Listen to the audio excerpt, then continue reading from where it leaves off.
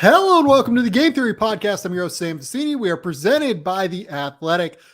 Today on the show, it is a night game for me over here in Australia, a morning game for Andrew Schlecht over in Oklahoma. It is the post-Chet Holmgren Renaissance morning. Schlecht, first and foremost, how you doing today? It's early where you are, so let's jump in. How are things going? Oh, I'm doing great. I got the coffee going. I have the still some post Chet adrenaline still coursing through my veins. I'm feeling good. So it was great. We had planned on doing this, a couple days ago, like before July 4th. We'd kind of planned on getting together this week and doing a podcast, right? And we were going to talk more about the offseason and everything. And we're still going to do that. That's going to be the second half of this podcast. But I mean, good God, last night was one of the most fun Summer League viewing experiences I've ever seen in my life. Yeah. And it was in large part due to Chet Holmgren and the Oklahoma City Thunder starting the Thin Towers, Poku and Chet, starting Josh Giddey at point guard, where he's just slicing and dicing and doing whatever he wants on the court, getting wherever he wants. We had Jalen Williams from Santa Clara playing really, really well. We had just too much going on all at once, it felt like, for a Summer League team. Obviously, this will be a significant portion of the Big Thunder. But, I mean, I'm just going to start here, Andrew. I got texts from 4 different, NBA scouts, executives, whatever, last night, asking me the simple question. It started happening at the end of the first half. And continued throughout the game. Is what Chet Holmgren did last night the most impressive Summer League debut for any draft pick that we could remember? And that's where we're at with what Chet did last night. Like, that is such a staggering realization that I think is just worth putting out into the world. Look, I don't want to overreact. It's Summer League. Like, let's just not go nuts here. But it's hard to not be excited about what we saw last night with Chet Holmgren, I think. Yeah, it was the variety of ways. I think there was an outcome where he puts up similar stats and it wasn't as impressive because you could see a world where he's just running pick and rolls, pick and pops with Josh Giddey, and Josh is just finding him. Right. And that's not what happened. Chet was bringing the ball up. He showcased a variety of moves with the basketball, which was a little surprising because it was like, man, this isn't Chet at Gonzaga. This is not the guy that we saw play under Mark Few last year. Yeah. It was more high school Chet. Yeah. Yeah, it was. Yes. It's more high school, more like U19 type stuff from Chet. And I think the Thunder fan base was surprised. I think people were really surprised to see the way that he played, especially the way he just shot the basketball so effortlessly, from three, from the free throw line. I think there were some people out there kind of trying to tamper the expectations with his shot in particular, saying, oh, well, did you see how he shot in the half court? And the fact is, like, he's a shooter. I mean, he was shooting the ball right when it hit his hands. He missed his first one, but when he just took it so quickly, you were like, oh, okay, this is what we're going to do. And then I don't think he missed after he took that one. But he was so impressive. And then defensively, I think a lot of people are like, well, look at these giant guys. He's going to have trouble with them. He destroyed these. I mean, Taco Fall, Kofi Coburn, but they're not NBA level. Really, they're not NBA level centers, but he made them look like they weren't, where Summer League can be deceiving in some ways. I was just so impressed with him, man. I don't know what you thought. I'm curious to know what you thought about Chet and what you maybe expected to see. So, look, this comes from someone who I had Chet at number 1, right? Yeah. I just kind of decided near the end of the process, you know what? If this works, it's going to go better than anyone else's highest end outcome, essentially. And what we saw last night were flashes Okay, let's say sustained full game summer league flashes. Yeah.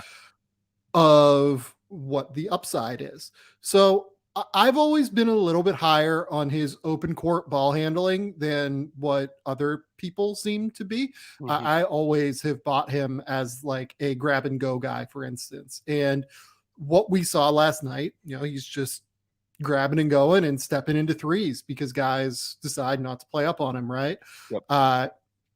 The other thing that I really kind of considered, because last year I had Scotty Barnes at 5 or 6. I can't remember. I think probably 6 on my board. And one of the things that I did not really consider is that for these big 6'9+ ball handlers in the college game, unless their team is playing 5 out all the time, right, there is just no space to operate in the mid-range as a ball handler, as a driver for these big guys in college basketball. Because they're just bigger than guards, right? Like they take up more space as ball handlers in that mid-range area, just physically, than smaller guards do. And it can be harder for them to kind of maneuver around without running into help. In the NBA game, the court is just much more well-spaced. There's just more space out there geometrically because the three-point line is further back. B, there's more skill out there. It's even at the summer league level, it's essentially like a college basketball all-star game, let's say, right?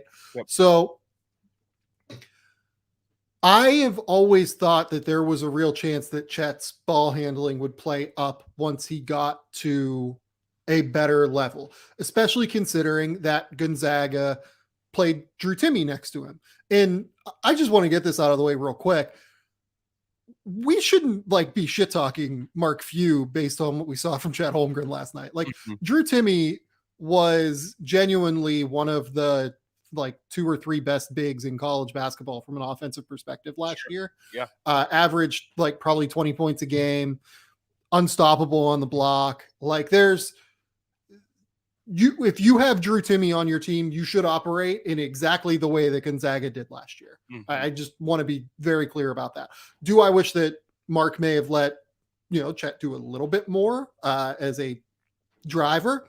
Potentially. But again, there's just not a lot of space out there for these guys to be able to attack because of the way that the mid-range area is condensed in college basketball.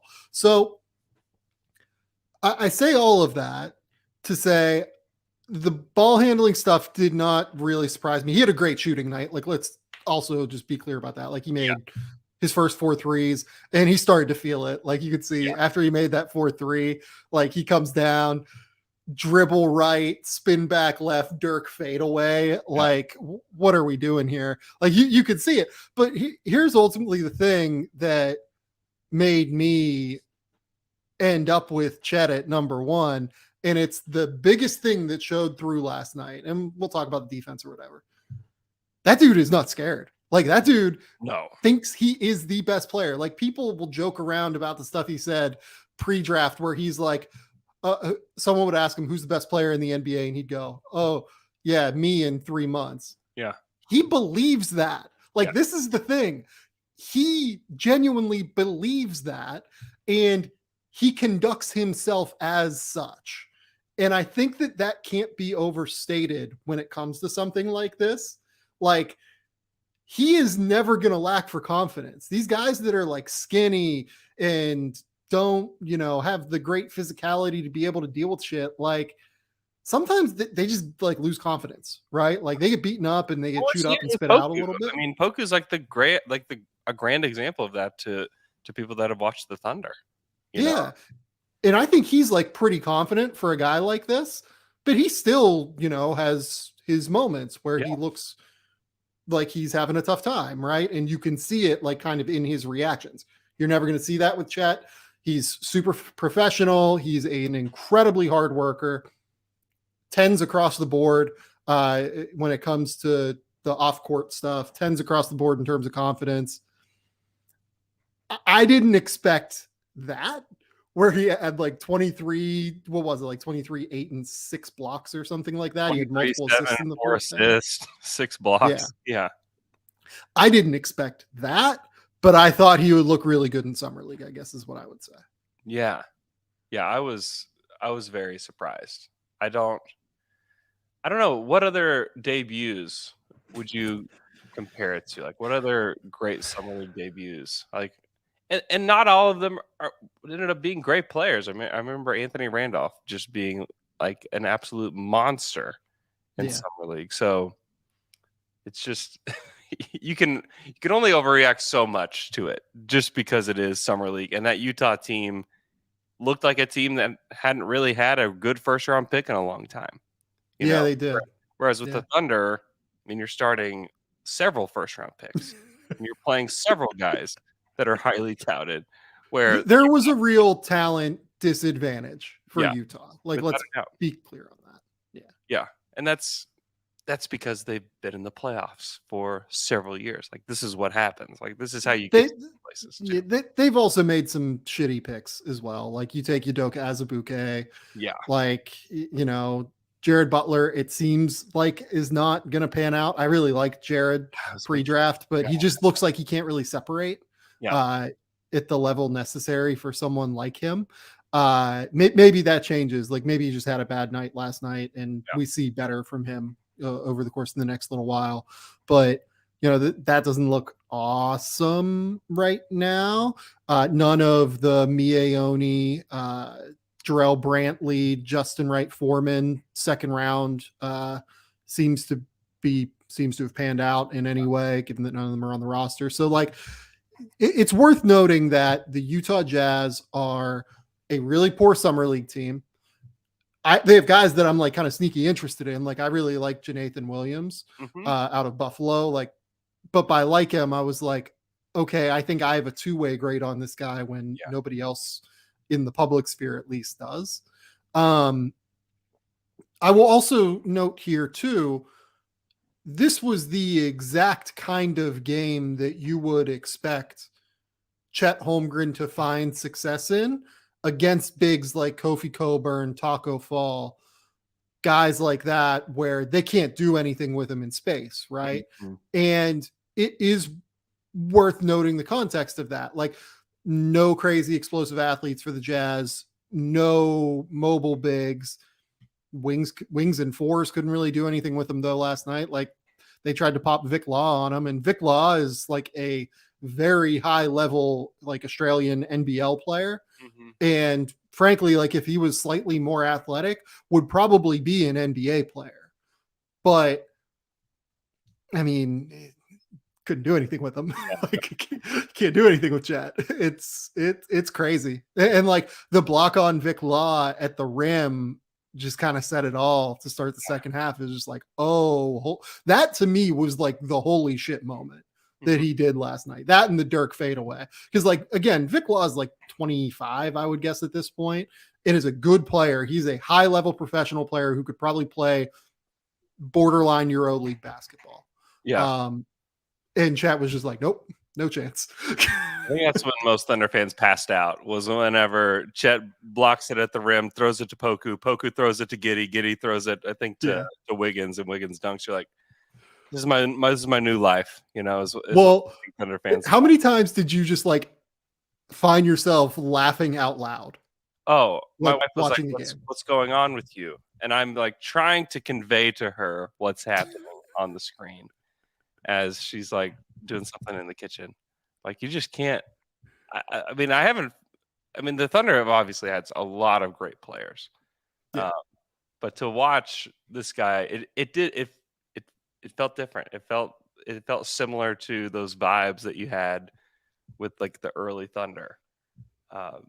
It was, and you're also at the same time thinking, and the reason you laugh is because this is Summer League. And I shouldn't be having these feelings about Summer League. This is game one of Summer League. Like, what am I doing? But you couldn't deny just the variety of ways that he was just outperforming everybody. I mean, he was just so clearly the best player on the floor, and maybe the bar is low for that. Yeah. But still, I mean, that's the bar that was set, you know, and he cleared it. Chet was so good last night and I love Cerruti, and I don't know Kevin Clark quite as well, but I love Kevin's work. Chet was so good last night that Cerruti and Kevin had a Spotify live room as Orlando fans thinking they fucked up the first overall pick already. No, see, I feared that. I knew that stuff would be going on Reddit or whatever. I feared that for Magic fans because so you haven't even seen your guy yet. Like you're already like, oh no. There was a point where Russillo came on because Cerruti's Russillo's producer. Yeah. And Cerruti was talking, and I could just hear Russillo cackling in the background before even saying anything, just like laughing at the absurdity of what's happening right now. But that's how good Chet was last night. Like it was ridiculous. I don't really know that we need to like dive deeper into Chet. I really like Josh Giddey last night. I know that like there was some consternation, it seemed like, where, oh no, like he's struggling with turnovers and he's missing shots. Josh Giddey got wherever the hell he wanted last night. Yeah. There was no one on Utah that could do anything with him. I like Jalen Williams from Santa Clara. I thought he did great. I thought he was super effective in the minutes he played. Had some really, really strong finishes, I thought. Yes. Touch finishes, extension finishes, a lot of different tools in the toolbox, I thought, that were impressive. He showcased some stuff that I think when they drafted him, some people, their reaction was, well, how do you have all these ball handlers all on one team? And he showcased some stuff that showed that it's not necessarily just like playmaking with the ball, but being able to cut at the right time and see the floor the way that he does. That's going to be beneficial. I think he had 2 cuts last night that ended up in dunks. And it's those kind of things that I think you're going to see a lot from him because, yes, is he going to handle the ball a ton with Josh Giddey and Shai Gilgeous-Alexander on the court? Like, no. But can he play with those guys? I think he can. He shot really well off the catch. And then if he's able to cut the way he was last night, I mean, those are great tools to have. And defensively is the question with him. But, we'll see. Offensively, I think he's going to fit like a glove with these guys. And I'd be remiss if I didn't bring up our dear sweet boy. I know. Poku. It was like game. It was the purest experience. I was texting with an NBA person during this game. Yeah. And they brought up the idea that he really struggles to play down in competition, like in the G League, in Summer League, things like that, because he is so confident in his abilities, but also can't shoot yet. Yeah. And that's a significant problem. Yeah. And then he just ends up like driving, not without I think he has a plan, but he's not good enough to execute the plan yet. Yeah. Like there are so many flashes where you're like, oh, this is great. I love it. And then they're like, oh, this is never going to work. What the fuck are we still doing here? Flashes. And my point remains that there is somewhere between a 0 and 100% chance that Aleksej Pokusevski is going to be an effective NBA player at some point. It's somewhere in there. Yeah. At least he did some things that made you feel like he could play on an NBA court. He had some nice passes. He stayed in front of guys defensively at times. Got back cut like 6 times. It was great. For me with Poku, what he needs to do this year is not get sent to the G League. That's all he needs to do. If he gets sent to the G League early again this year, I think you can at least, I don't know, you need to pull the plug, but you can put your hand on the plug in preparation to pull it. He just. So here's the thing. Years in a row, in my opinion, for him to really make it. We play trivia on your podcast regularly. Yeah. Trivia time for you. Mm-hmm. How much older is Aleksej Pokusevski than Chet Holmgren? Isn't it like 9 months or 8 months or something like that? Yeah, it's like, I think it's 8 months. Yeah. Like very, very young. Yes. Aleksej. Yeah. Like a lot of time here still.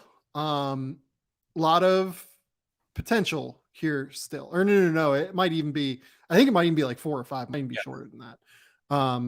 Because I think Aleksej is a December birthday and Chet is a May birthday, if I remember correctly. So it might be like 5 months. Yes. A lot of time here. This was the whole thing with Pokusevski and why I understood people that had him as a lottery guy, but also couldn't get there myself. It was because I thought that the road for him to be an effective NBA player was like a 4-year road. Yeah. It's the epitome of like the 2 years away from being 2 years away guy. Yeah. And it's the Thunder were obviously the most advantageous situation for him to go to. Like if he was on any other team, I don't think he would have his 4th-year option picked up. Yeah. But with the Thunder, I absolutely think they will. He's shown enough to where like you have to do it. I think. I know the Thunder are like coming up on a roster spot crunch just because of all the draft picks, but they'll eat salary. I think if they have to, there's no reason for them not to, given how far they are from the floor going forward. There's plenty of other guys to let go of before you get to Poku. Because you keep trying.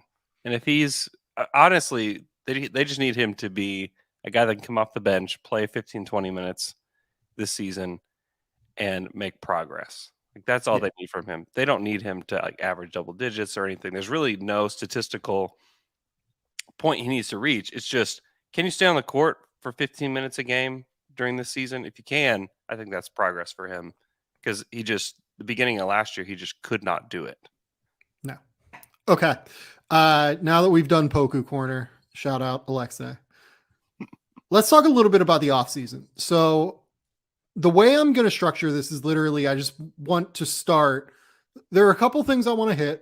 I know that I want to hit on Rudy and get your take on that. I've talked about it a little bit, but I want to I've done some more research on it. And I think I have a bit more of like a nuanced take now than what my like immediate reaction was to it.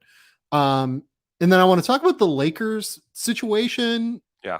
And try to figure out why they seem to be hesitant at the moment to pull the trigger on something with Kyrie. But I'm just going to lead it off here. What is the thing throughout this offseason so far, which seems a bit held up right now by Kevin Durant and Kyrie and what the Nets are going to do and everything? Yep. What is the thing that has just stood out to you most among the completed moves that we've seen so far this offseason?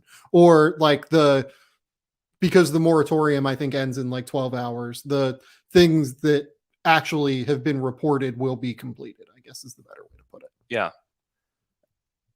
I don't hate what Minnesota's done. Like I think that they need to be different and they just need to be a stable, good team. Yeah. I think we get caught up in, oh, there was a big move made. Oh, they gave up this many picks. Oh, they're not even that close to NBA title. The Timberwolves, yes, they're not close to an NBA title, but if they're closer to stability, that's a really good thing for that franchise. Like they haven't made the postseason like 2 years in a row since like KG, right? Yeah, I think it's something like that. I mean, it's been a very long time. And they're likely to do that. If they stay healthy, I think Rudy Gobert raises the ceiling of your team in the regular season significantly. Yeah. And the floor for what it's worth, which is important for them. Without a doubt. And I think that they could be fighting for home court advantage and fighting to get into round 2, which is something, and I know people want to make fun of that or say that it's not worth it. You have to remember, like, different NBA franchises have different goals. Like, not everybody feels like they can take the group they have and make it into a championship team.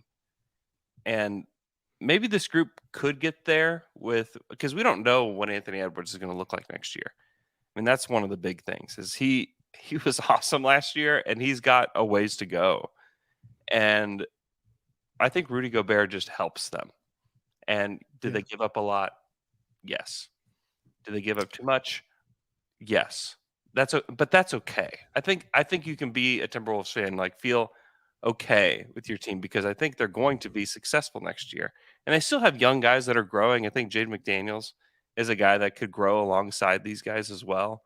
And I like getting Slow-Mo up there. I think that he adds some versatility where he can play with either big. Yep. I like what they did. I think they're going to be a really good team next year.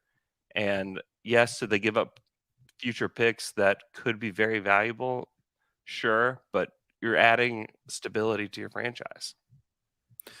So I want to start here. I kind of did like a bit of a dive into the age part of it. Yeah. I still don't like the idea of them going all in some respect before Anthony Edwards is likely to be ready to carry the offensive load at the level to which he needs to be able to consistently in the playoffs. Mm-hmm. We're going to see flashes from Ant over the course of the next 2 years in the playoffs, I think, at a really high level. But we see it with younger guys in the playoffs, like Jason Tatum has taken time. Kevin Durant. You were a Thunder fan. Like Kevin Durant went through his lumps in the playoffs, right? LeBron James went through his lumps. The best players of all time went through their lumps. I don't like Michael Jordan went through his lumps early on in the playoffs. He was great, but like the odds are extremely high. Anthony Edwards at 21 years old is not going to be ready to carry a perimeter attack to an NBA championship. Yeah. Just based off of history, not based off of anything Ant has shown, although somewhat based off of the consistency that Ant has shown at this point, even if the flashes are elite. One thing that is interesting though, is the bigs that have made, let's say, there are 227 players in NBA history that have made at least 3 All-Star games. Mm-hmm. Rudy Gobert is one of them. There are 180 players that have made between 3 and 8 All-Star games. And that kind of removes like the top 50 guys of all time, right? And I don't think Rudy is commensurate with those players at the end of the day. I do think that like the way to describe these guys is basically, not generational, but era defining in some way, shape, or form, because Rudy Gobert is an era defining center, let's say, in the way that his game has shaped analytics discussion, in the way that, his rim protection has become valued, in the way that just a number of different factors here, right? I think era defining, but not generational is probably the best way to describe Rudy Gobert.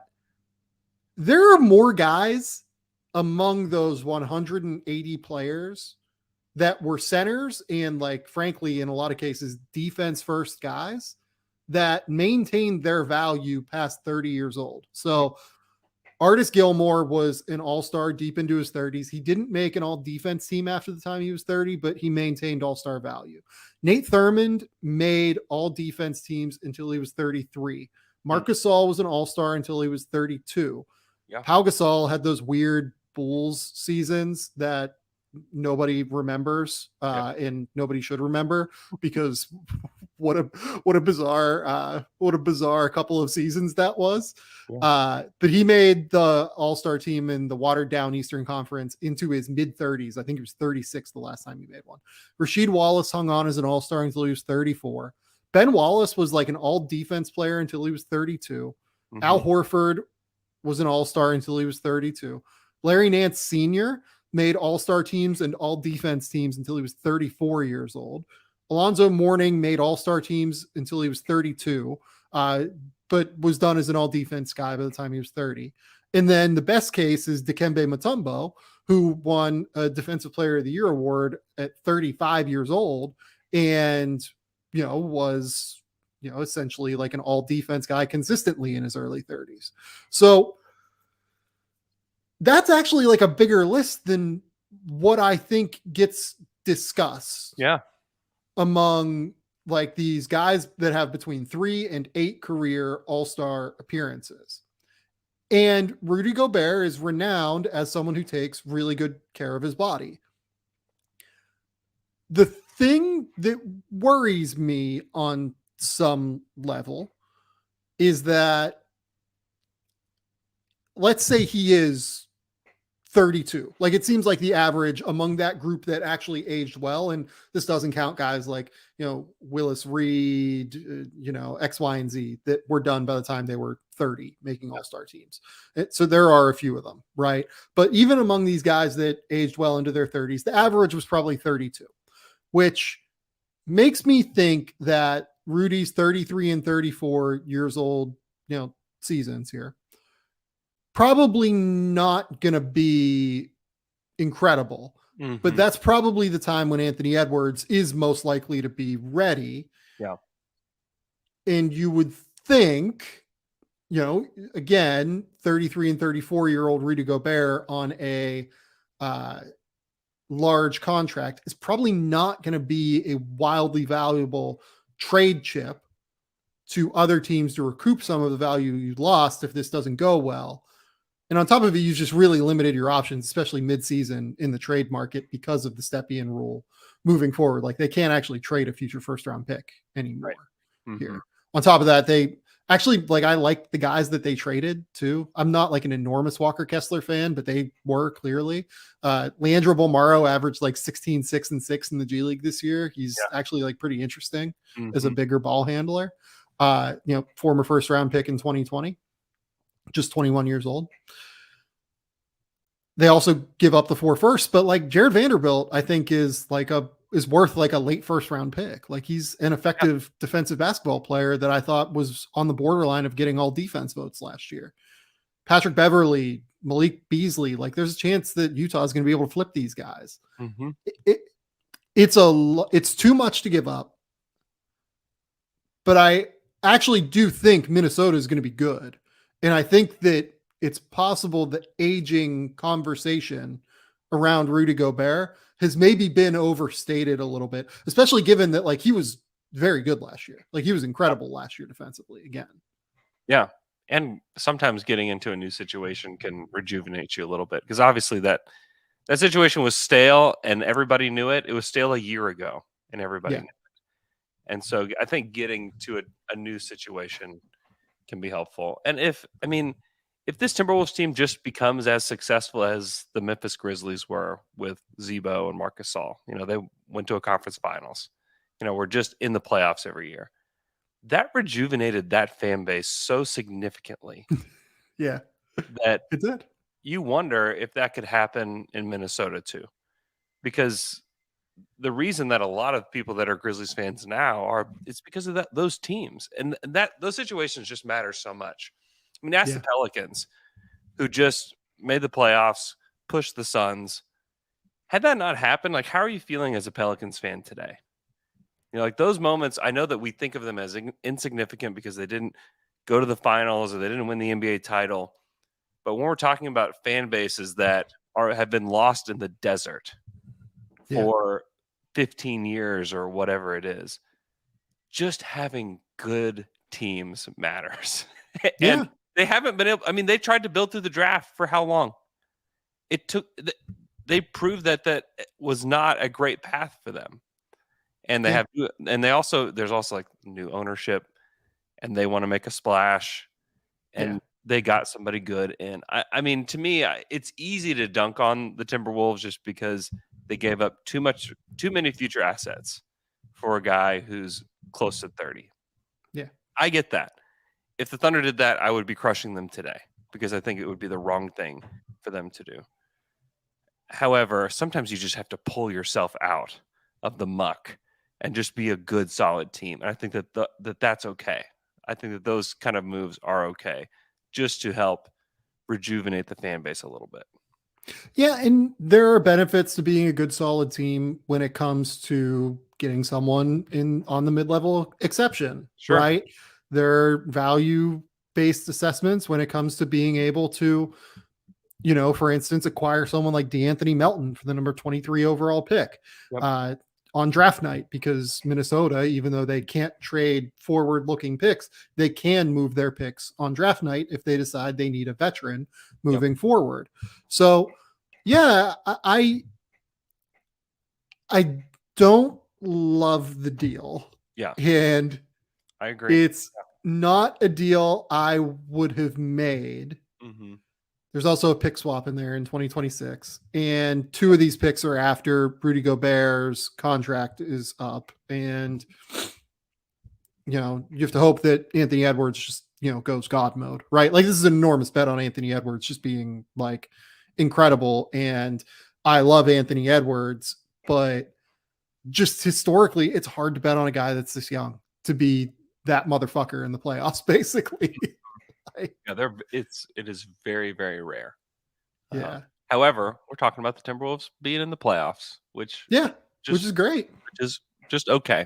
I'm not saying that this is like a slam dunk, a home run for them. But I just think that it's just sometimes too easy to dunk on these teams when it's like, man, like, you haven't been through what we've been through, and to just come out as a competent team is an okay outcome for a lot of franchises. Yeah, and I think I probably went a little bit harder on the trade in my immediate impact when the sticker shock was just like, what in the entire fuck did they just do? I know. Versus now, like, really diving into it and being like, not what I would have done, but I can see the pathway here at the very least. Yeah. Speaking of like Western Conference teams that are in need of a pathway, the Los Angeles Lakers, can you figure out why?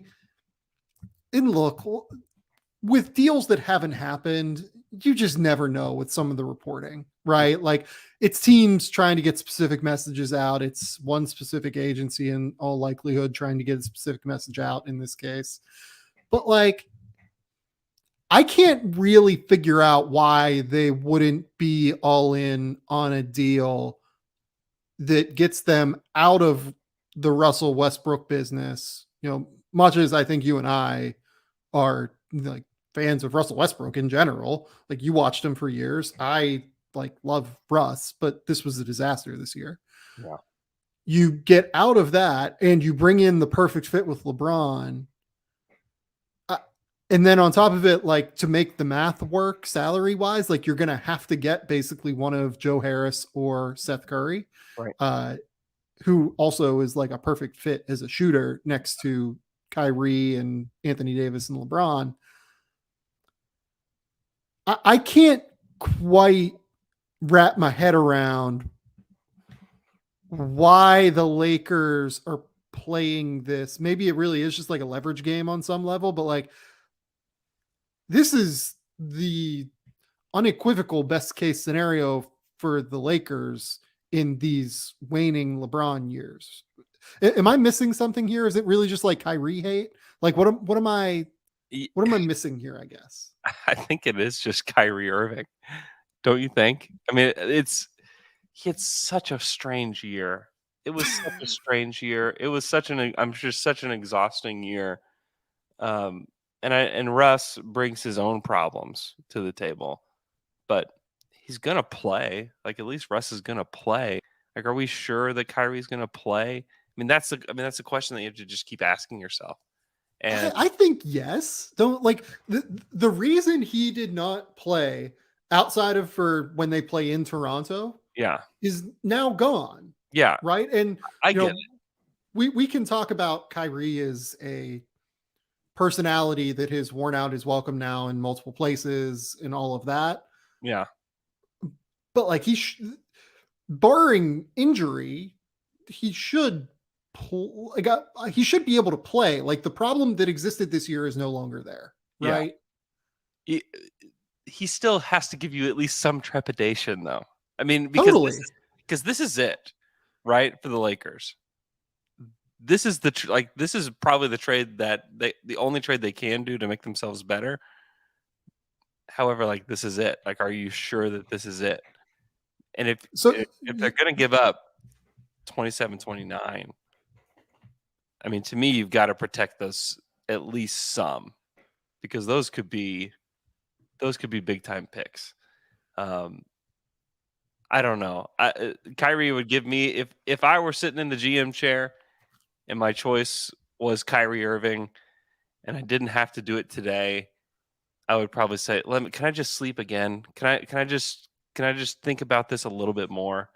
That I would totally understand that. I would want to sleep for a month straight, just to have that on my heart for a while before I traded for Kyrie Irving. Like, honestly, I get the trepidation. So let's say that this fails, right? Let's say that like the Lakers acquire Kyrie in some regard. Yeah. Give up Russell Westbrook, Taylor Horton Tucker or whatever, and they get Kyrie and Joe Harris or Kyrie and Seth Curry. Yeah. Whatever the deal structure is. Mm-hmm. Right.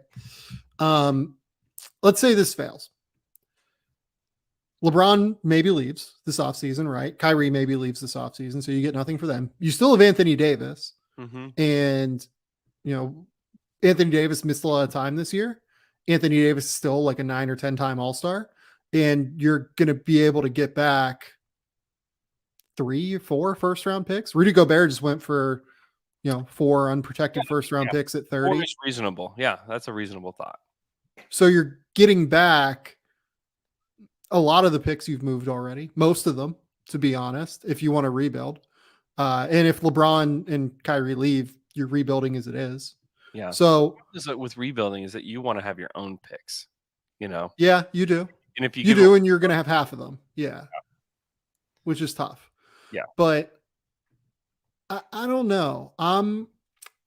If I'm the Lakers and I have LeBron James, Anthony Davis, and Kyrie Irving, and you give me Seth Curry, you give me, Thomas Bryant, who just signed there, Juan Toscano Anderson, whatever you can get from the, Lonnie Walker, Kendrick Nunn, Troy Brown, Austin Reeves, obviously, who I think is really good.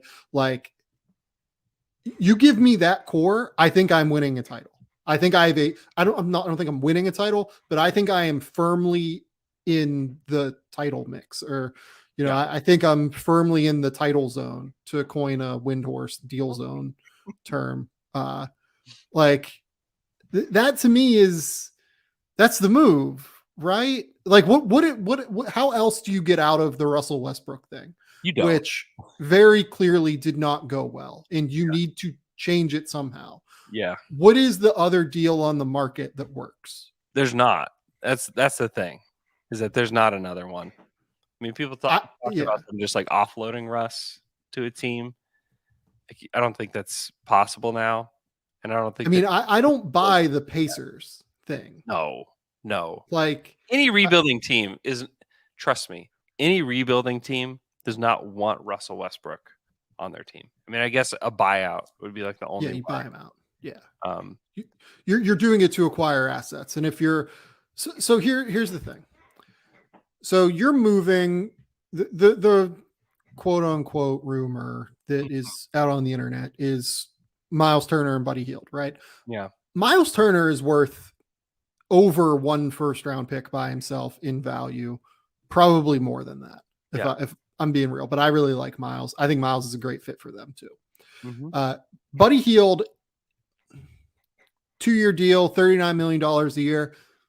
You probably get a late first for him on his own, right? Maybe it's a few seconds, right? Yeah, that makes so sense. Yeah, like you're getting, let's say, 2 firsts and 2 seconds in value in Miles Turner and Buddy Hield. Mm-hmm. Russ is a negative asset. Yes. So you're going to have to attach stuff to move him in most situations, right? So the Lakers don't have enough to attach. The math doesn't work. The math doesn't work. Yeah. Yeah. And honestly, if your goal is to win the NBA championship, you're probably just better off with the Kyrie Irving, Joe Harris deal. And let's be clear here. We don't know if Joe Harris is on the table here. Yeah. Joe Harris has, I believe, 2 years left at like 16 a year, something like that. The Nets love Joe Harris. Like, he's been there forever. Yep. He is a huge part of their organization. Like, from everything I gather. Like I don't know that Joe Harris would be immediately on the table in the way that other people would, which is why I also bring in potentially Seth Curry as like another option here to make the math work, because you need another salary with Kyrie just to make the math work with Russell Westbrook's contract. This is a get out of jail free card for the Lakers. It just really is. Like, I get that you want to publicly posture, and I get that you want to do all this stuff. And if I'm the Nets, and ultimately it comes down to, do I think I'm moving Kevin Durant? And I don't know if I'm moving Kevin Durant or not. I would think, given he asked for a trade, I would very strongly look into that. But if you're moving Kevin Durant, then you're not doing any better than like taking on the Russ deal and getting 2 first-round picks back from the Lakers, right? Even if there are protections on them, or like an unprotected and a 28 pick swap. It's the only trade that makes sense for both teams, because who can take on the risk of Kyrie? Like what other NBA franchise? Like, honestly, like if you could, what other NBA franchise would take him at this point? So just mathematically, right? Like coming up with deals that work CBA wise, the Mavericks could put together something like, Dwight Powell and, Dwight Powell and like Tim Hardaway Jr., Dwight Powell and Davis Bertans, like something like that, like one of those two. You get off the Powell money if you're the Nets in a year, and then you have the longer term Hardaway Jr., Davis Bertans money. You probably still need multiple firsts just to take on. What are they going to do to sweeten the pot here? Those dollars. And if I'm Dallas, I don't know that I have interest in that. Yeah. Like, so I don't know that leverage totally works, but I think it's worth considering that there's a reason Dallas has probably been brought up. That's a deal that is mathematically on the table pretty easily in terms of like functionality, right? The other team is Philadelphia, that I think I saw Shams may have reported. That doesn't make any sense to me. I mean, I can't imagine. Like, I would feel bad for James Harden at that point. If you ever wanted to like turn public opinion on James Harden favorable, like give him Kyrie Irving again after the way that ended in Brooklyn. Can you imagine? Yeah, I mean, I guess you could swap Tobias for him, but holy smokes, it's just the Philadelphia fans not been through enough here? Is that just? Yeah, I would struggle with that one. So it'd be like Kyrie for Tobias in what, like Jaden Springer and Matisse Thybulle or something like that would be your idea? Like, yeah, I think that makes sense. I'm not giving up B-ball Paul in that situation. I'll tell you that. Well, you're just sucking up to Hollinger. No, I watched him yesterday in Summer League. It was beautiful what he did. Oh, God, I would feel bad. I cannot allow in my heart Kyrie to end up. I don't know though. Like, you put Kyrie, James Harden, Joel Embiid, Doc Rivers in a room together, and then make Spike Eskin and Mike Levin podcast about it for months on end.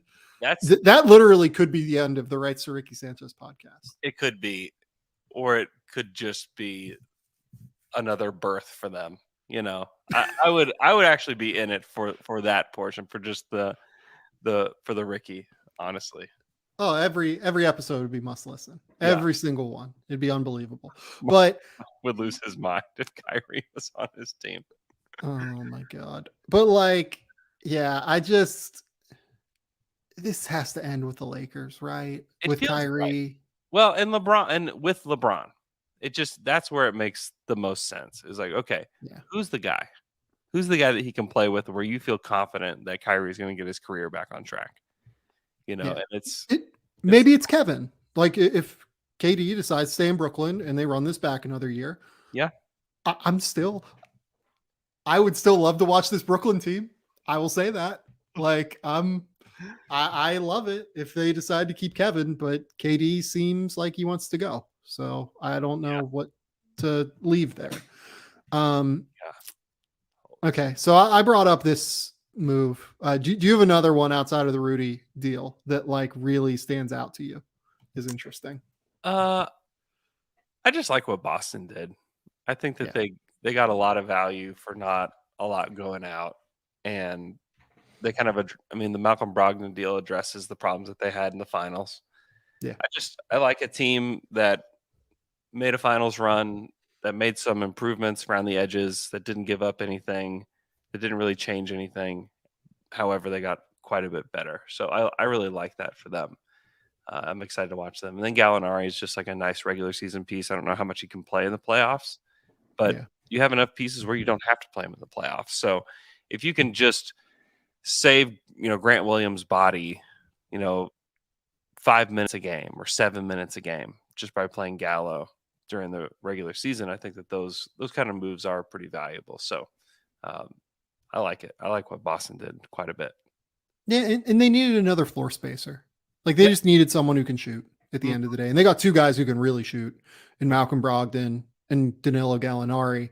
But there were times this year where it felt like it was crowded when Jaylen Brown and Jason Tatum would drive. And with those two on the court, it will be less crowded, I think is a good way to put it. That's what you're looking for on the margins, though. And Boston, shout out to them. They're going to pay the tax this year.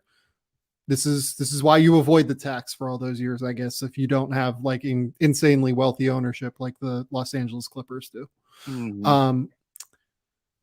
How do we think the DeAndre Ayton thing ends?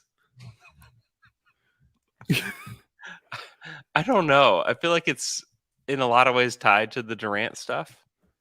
I'd be surprised if he played for the Suns. I just feel like the options of teams that people drew to Ayton are running out a little bit. But what a weird saga, honestly. He played so well. I mean, they were in the NBA Finals a year ago and looking great, and he was one of the reasons why. Yeah. And then all of a sudden, it's like, he's never going to play for this team ever again. There's just been so many weird things coming out of Phoenix over the last few months that just have to have you feeling a little uneasy that the guy that you picked number one wants out for his second deal is concerning. And then the whole we don't care about the draft stuff is weird. I don't know how it's going to end, but as a Phoenix Suns fan, you just have to hope. What's the best trade that you can make and get something like equal value back for Ayton? I think it's tough. It's a tough thing to do. Like, I hope they don't just trade for another functional big man. Like, don't just like fill the hole of DeAndre Ayton with that, because he's just too valuable, in my opinion. I don't think we've seen the best version of DeAndre Ayton yet. And you're already ready to let him go, or he's already ready to go. It's just like, man, I don't know. I don't know what's going to happen with him. I don't either. And it's weird because DeAndre Ayton is like really good at basketball. Yeah. Yeah. Really good. And good specifically for that team too. Here is your complete list of players, according to Basketball Reference, that have averaged at least 17 points and 10 rebounds per game in a season before they turned 23 years old, or in their 23-year-old season or younger. 17 points, 10 rebounds, shot 60% from the field. It's Dwight Howard and it's DeAndre Ayton. Like, those are your two, and that is it. That is like crazy to me. It's crazy. Like also, I feel like DeAndre has left a lot of stuff offensively on the table, like stuff that I feel like he can get better. Like, he's not. I don't know, man. It's just so weird. And then, like, if you reduce it to 55%, because look, like 60%'s high. He's Chris Paul feeding him the ball, right? It's Kareem Abdul-Jabbar. It's Buck Williams, who was like a multi-time All-Star early in his career in the 1980s. It's 4 years of Shaquille O'Neal. It's 3 years of Dwight Howard. It's 2 years of Charles Barkley. And then it's DeAndre Ayton and John Collins, who, by the way, for some reason, the Hawks are trying to move right now for some ungodly reason. Mm-hmm. I don't know. I don't get it.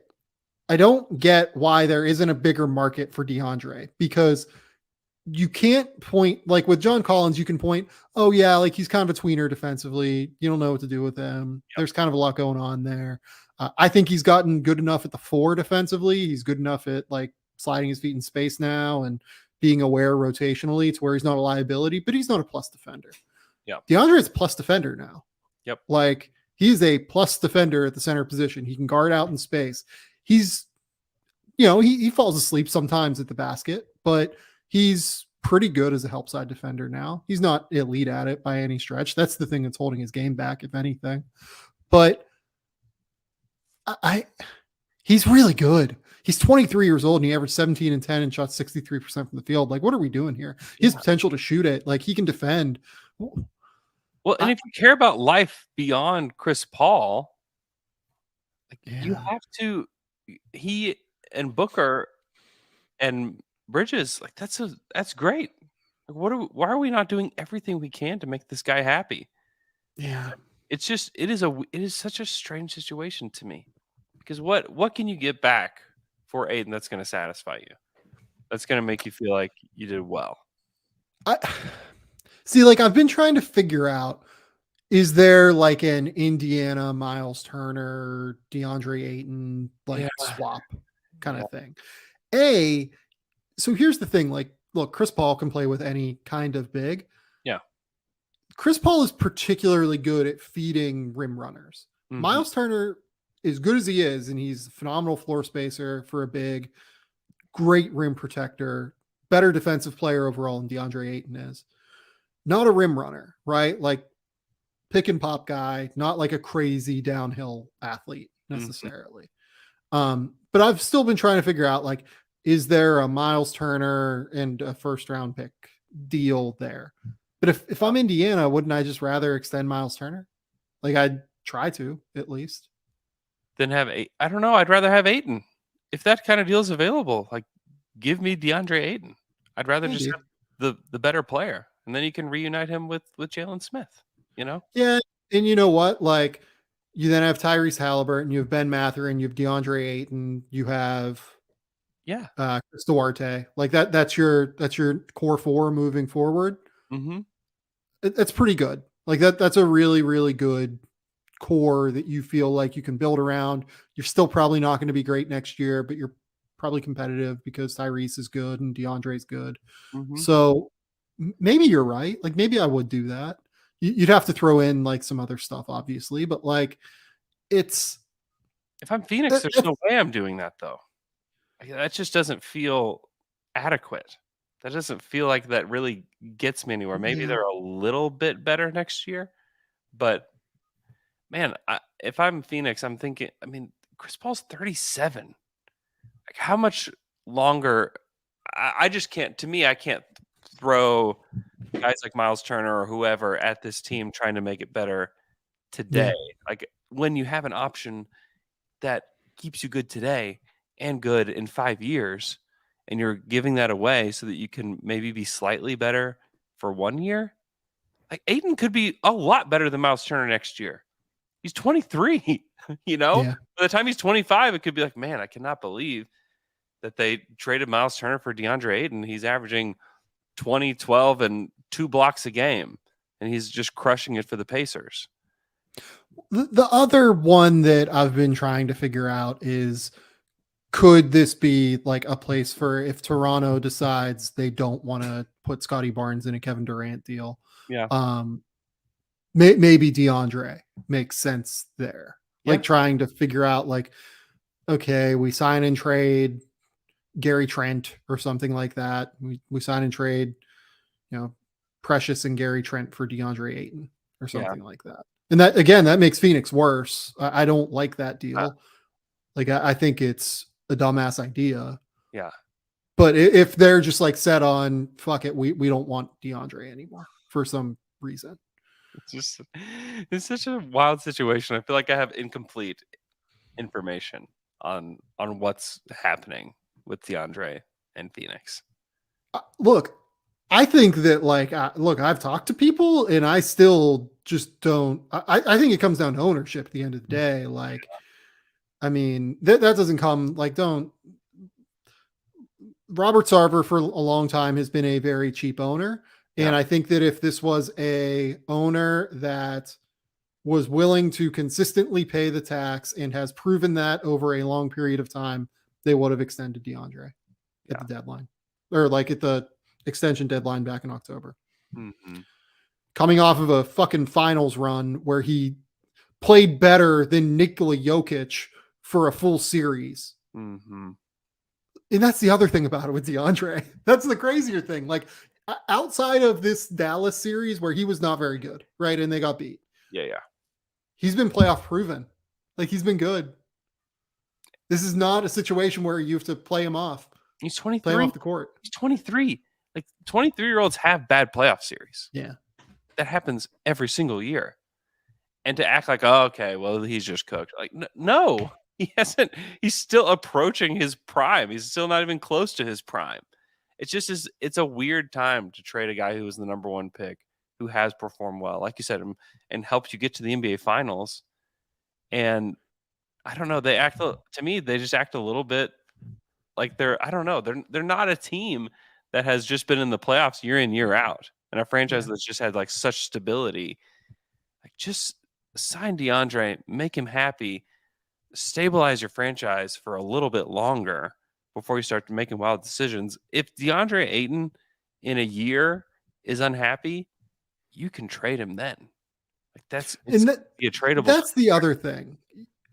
People are acting like, oh yeah, he's just like a limited big. He's just like a rim runner and all this stuff, and you don't want to pay those guys the max. To an extent, I get it. And I am generally hesitant about paying bigs. Yeah. I also think that people are drastically underrating how hard it is to find all of the things that DeAndre Ayton can do in one player. Mm-hmm. He is a really high level scorer. Like, he just averaged 17 points per game on, the best team in the NBA during the regular season. 17 points, 10 rebounds. He's probably one of, I don't know, what do you want to say, the 10 best rebounders in the NBA, something like that. Averaged 11.5 point or rebounds as a sophomore. Like, he's a phenomenal rebounder. Mm-hmm. Okay shot blocker, good shot blocker, good, solid overall defender. I think he is big enough and has figured out how to use his frame well enough in drop coverage to where he's pretty good rim protector. He's also a switchable defender that you can keep on the court in a playoff series. He has potential to shoot. He's made, looking at the numbers here, 75% of his free throws over the course of his career. Took a three basically once every 4 games and made 37% of them this year. Like, non-zero chance that by the time DeAndre Ayton's 26, he's shooting threes. Yeah. Like, I get that he's limited as a playmaker, like as a passer. That stuff can come for bigs. Like, it tends to come a little bit later, I think, than what people would tend to think. But if that's like your one hold up here, because the rest of it's pretty complete. Yeah. It's harder to find those guys than what people think in a package that is 7 foot tall, 250 pounds, doesn't get beasted by other true centers. Like, that's the difference between him and like Bam Adebayo, for instance. Mm-hmm. Bam is, for me, like one of the 3 best defenders in the NBA, and is a better overall offensive player than DeAndre as well, because he can pass and he can do some similar things, playing with the ball in his hands. Different offensive player, but effective. Yeah. I mean, if I'm Atlanta, I'm doing anything I can to get him. That's a good one. That's a great one. Yeah. But like Bam, to go back to Bam real quick, like Bam, like the difference is Bam is 6'9" and can get beasted by Joel Embiid occasionally, right? Like DeAndre, that's not really going to happen. Mm-hmm. I agree with you. If I was Atlanta, I would try and figure it out. especially if you can do it while keeping DeAndre Hunter. The problem with that is, I mean, look, maybe they reached out and Phoenix has more interest in a first round pick than Kevin Huerter. But yeah. You know, like Kevin Huerter on some level, you would think is like a pretty good asset for Deandre Ayton, like to start with in a trade. Yeah. But they also don't have picks to move now. So like, what is the Atlanta move? I don't know what it is. Yeah. I mean, if you're Phoenix, I think you want players, obviously, because you don't value picks, because you don't value the draft. So you just want players, right? That's so a good point. Maybe it's Collins and, I mean, if it was Collins and a Okongwu, like if that's your package, like that's pretty interesting. And to me, if you're getting DeAndre Ayton, like I love a Okongwu, you don't play those two together. Yeah, I agree with that. And so I don't hate that for Phoenix, because I do think that Okongwu is going to become a really good player. So if you just have to trade DeAndre Ayton, like that kind of package, I think makes sense. You get two good players to fill your rotation, one that it can kind of grow into a bigger role.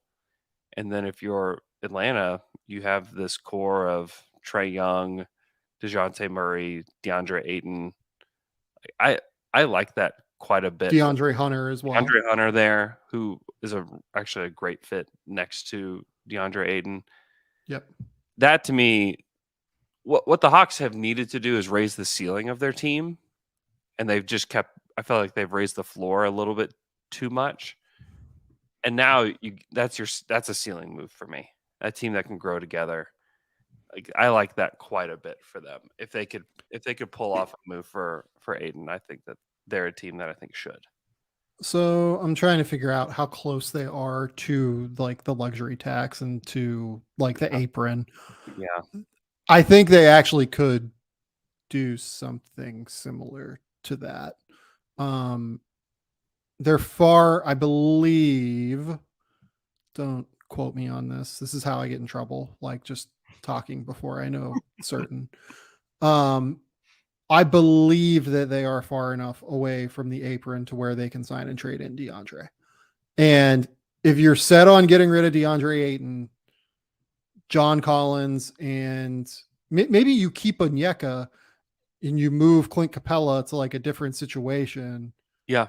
But like John Collins and what you could do, John Collins, AJ Griffin. I don't know. I'm trying not to include Okongwu. Okongwu is probably the guy that makes the most sense from a salary perspective to put in. But if I was Atlanta, I wouldn't really want to do it. Then again, if you add three teams, it can get a little bit funkier where you can like send guys multiple different directions if you do this with Capella. Mm-hmm. So maybe that is it. Maybe it's, you send Clint to a third team. If there's a team that wants Clint Capella, you lost one with Minnesota, but maybe you could send him to Utah, and Utah's trying to stay competitive with Donovan Mitchell, maybe. So maybe they give up one of the like shittier first round picks they have. And then I don't know. I'm like trying to like come up with a bunch of random shit off the top of my head, and it's hard. But don't you think it'd be tough to develop a Okongwu into what he's kind of meant to be with a guy that's going to play 35 minutes a game in his position? Like, I just don't know how you do it. I know you wouldn't want to give up that talent. I mean, you just took him in the top 10 and 2020. Yeah, I get it, but there's only, when you bring in a max level center, there's only so many ways for it to work. Yeah, I think it's more for me that like I also am a big John Collins fan, and I think that I'd rather just have Collins and Okongwu as opposed to Ayton. More because I just, again, like I actually really like both those guys. Yeah. But like if I could, I mean, you may solve like a problem with John Collins, like because I can't imagine John Collins being like a problem in a locker room. But like, it's another weird one. It's like, I can't figure that out. What would you want next to Trae Young? Like, a 4 that's a high flyer but can also shoot threes, and it is a weird situation too, where it's been a foregone conclusion for a while that he's just going to get traded. And I don't know why. He's good at basketball. Like John Collins is really good. Yeah. These are both baffling situations to me that I can't quite like put my finger on why are these happening? Like they both seem to fit quite well with the teams that they're playing with. Yeah. And I think part of it is maybe that Onyeka, they think that Onyeka is a real rim runner. Like you'd almost rather move and I'm going to bring Miles Turner in again. I would love to do maybe it's Onyeka Okongwu for Miles Turner and then Clint Capella out to a third team or something like that. And then you try to extend Miles Turner and then you keep John Collins as your rim runner. And then you have Miles Turner in the corner and you get Miles Turner's rim protection with his floor spacing. And then you get full John Collins rim running to the basket all the time or picking and popping and playing 5 out. Something like that is interesting for me from a fit perspective. Yeah. That to me just feels like another floor raiser and not necessarily a ceiling raiser for me. Yeah. You know what I mean? I don't know. You tell me that the Hawks you could do Trae Young, DeJounte Murray, DeAndre Hunter, John Collins, Miles Turner. Yeah. That's a fun team. That's a really fun team. The top of the East is so good though now. You've got to make a pretty ballsy move if you're Atlanta, or you just have to slow play it a little bit more, which I feel like they pushed the button too fast, where maybe they could have had a better draft pick, in a year, last season but I don't know. I don't love what they've done getting all these players that kind of raise their floor a little bit too fast. I think you got to let it marinate a little bit. DeAndre does fit the age timeline for Trae and DeJounte though, and DeAndre Hunter, which is good. Yeah, he does. And they're all mature enough to where they're past the youth of it all, which is interesting. Yeah, no, if I was Atlanta, I think I agree with you. I'd go for DeAndre. But yeah, the fact that DeAndre Ayton has struggled this much to get $30 million a year is kind of baffling to me, especially given the way that the money is supposed to rise in the next couple of years due to TV contracts. Yeah, I was going to say this max contract is not going to look like a max in 3 years. Yeah, it's a mini max. It's a 25% max. It's bizarre. These are the times that you get guys on max contracts and you feel very good about it. Yes. Pay the money. Robert Sarver, for the love of God, just pay the money. We just don't own the team anymore. I mean, I'm sure, and I know that Suns fans have been beating that drum for however long he's owned the team, but it's that you hate that to be the reason why teams don't make it or that players don't get signed is because of ownership. Those are the worst situations in the NBA. And maybe it's not. Maybe James Jones just doesn't have faith in DeAndre anymore, or maybe the core pieces have been we don't love DeAndre anymore. Yeah. I don't know that. I'm speculating on potential other reasons. It could be based on, the Phoenix Suns I would almost not signing DeAndre Ayton. Right. I would almost rather it be that situation where it's personality wise, this isn't going to work. It's just too baffling to me. Otherwise, yes. And I don't, but DeAndre, it seems is just a dude that likes to hang out and play video games and seems like a pretty good dude. So I don't know. Maybe he's like ready to move into a bigger role. I get that, but you're going to be able to move into a bigger role for you because like this Chris Paul team's almost like it's not going to last forever. He's 37. Yeah, no, I agree. Weird. It's weird. Andrew, we've gone for an hour 15. I don't really want to go much longer than this. Yeah. Tell the people what's going on. Tell the people where they can find you. Tell the people where they can find your incredibly excited tweets about Chet Holmgren moving forward. You can follow me on Twitter at Andrew K. Schlecht. You can. So if you're going to be in Vegas, I know a lot of NBA people are going to be in Vegas. The Athletic NBA show is going to be live on the concourse of the Thomas and Mack at 2 p.m. Friday, Saturday, Sunday this weekend. So come hang out with us. It's going to be a really fun time. You can listen to the Athletic NBA show. You can listen to Down to Dunk, which is my Thunder podcast, where we get to talk about Chet Holmgren for a long time. So Come check it out. And thanks for having me on, Sam. This is fun. Of course, man. It's always great to have you on. It's always great to chat about the NBA with Andrew Schlecht. You should go follow Andrew. He's just like the best, just the most fun person that I enjoy talking about the NBA with. This has been the Game Theory Podcast. Please remember, rate, review, subscribe, do everything you can to support the show. Go subscribe to the YouTube channel. I think we're closing in on like 3,000 subscribers at this point. So we're doing pretty well over there. Keep it locked here, though. We'll be back later this week if something happens. I don't know. I'm waiting for something to happen. I don't know if it will. Chet plays again tonight. That's another thing that happens. There you go. Maybe I'll podcast again about Chet Holmgren because he's now just everyone's favorite basketball player. It did not take long for this to happen, did it? It took 1 quarter. Thanks, Andrew, for coming on. Yeah, man. Thanks. Until next time, we'll talk soon.